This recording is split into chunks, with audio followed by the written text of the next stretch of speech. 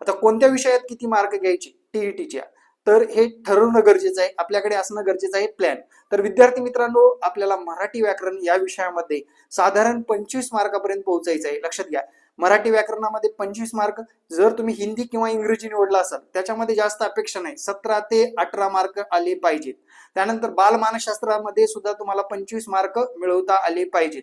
विद्यार्थी मित्रांनो, ईव्हीएस सारख्या आणि मॅथ विषयामध्ये, या दोन्ही विषयामध्ये मिळूनही तुम्हाला जर 25 मार्कही आले तर आपण टीईटी पास करू शकतो. म्हणजे जवळपास 2 विषय 25 पेक्षा जास्त गुण आले पाहिजेच, हे या व्हिडिओच्या माध्यमातून स्पष्ट सांगतो. त्यासाठी लागतो तो सराव, आणि तो सराव करायचा असेल तर दिलेल्या संपर्क क्रमांकावर संपर्क साधा.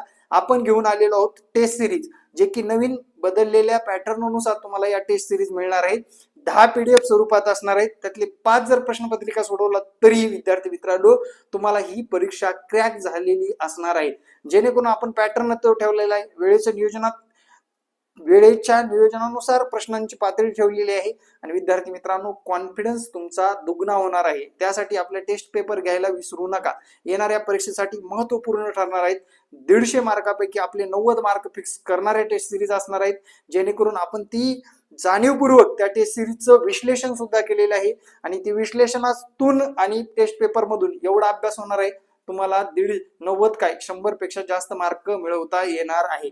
दिलेल्या संपर्क क्रमांकावर व्हॉट्सअप करायचे फक्त आणि फक्त टेस्ट सिरीज, तुम्हाला डिटेल माहिती मिळून जाईल. आणि विद्यार्थी मित्रांनो, येणाऱ्या आगामी टीईटी एक्झाम मध्ये 100 पेक्षा जास्त मार्क मिळवता येणार आहे. जय महाराष्ट्र, धन्यवाद.